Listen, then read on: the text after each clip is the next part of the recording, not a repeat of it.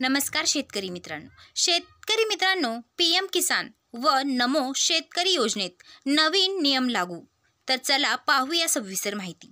तर शेतकरी मित्रांनो, पीएम किसान व नमो सन्मान योजनेसाठी शासनाकडून नवीन नियमावली लागू करण्यात आलेली आहे।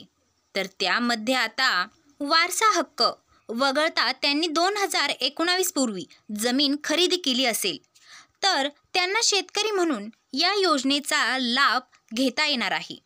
तर शेतकरी मित्रांनो, तसेच पीएम किसानसाठी नोंदणी करताना पती पत्नी मुलाचे आधार जोडावे लागणार आहे। अरे वा मित्रांनो, 7/12वर नाव असणाऱ्या एकाच व्यक्तीला या दोन्ही योजनेचा लाभ मिळणार आहे। तर शेतकरी मित्रांनो, शासनाच्या नव्या नियमानुसार नावे वगळण्याची प्रक्रिया सुरू झाली आहे। तर शेतकरी मित्रांनो, केंद्र शासनाने 2019 मध्ये शेतकऱ्यांसाठी पीएम किसान सन्मान योजना सुरू केली। तर आता या योजनेतून शेतकऱ्यांना वर्षाला 3 हप्त्यात 6,000 रुपये दिले जातात। तसेच आता महाराष्ट्र शासनाने ही नमो सन्मान योजना लागू केली असून राज्य शासनाकडूनही राज्यातील शेतकऱ्यांना वर्षातून 3 हप्त्यात 6,000 रुपये मिळणार आहे। तर शेतकरी मित्रांनो, या योजनेसाठी शेतकरी म्हणून कुटुंबातील पती पत्नी यापैकी एकाला व 2019 पूर्वी जमीन नोंद असेल तर 18 वर्षावरील मुलांना लाभ घेता येतो।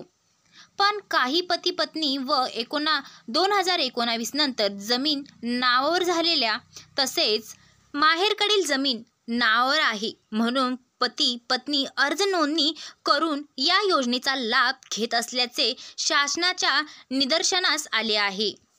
तर शेतकरी मित्रांनो, त्यामुळे आता पात्र लाभार्थी शेतकऱ्यांचे निधन झाले असेल तरच वारसा हक्काने जमिनीची नोंद झाली असेल त्या पती पत्नीपैकी एकच या योजनेसाठी पात्र असेल। शिवाय सरकारी अथवा निमसरकारी नोकरीस असेल अथवा कर भरत असेल तर अशा शेतकऱ्यांना या योजनेचा लाभ मिळणार नाही।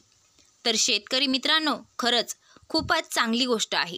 तर मित्रांनो, आता लवकरात लवकर सरकारी योजनेचा लाभ घ्या। तर मित्रांनो, आपल्या चॅनलला अजून सबस्क्राईब केलं नसेल तर पटकन जाऊन सबस्क्राईब करा।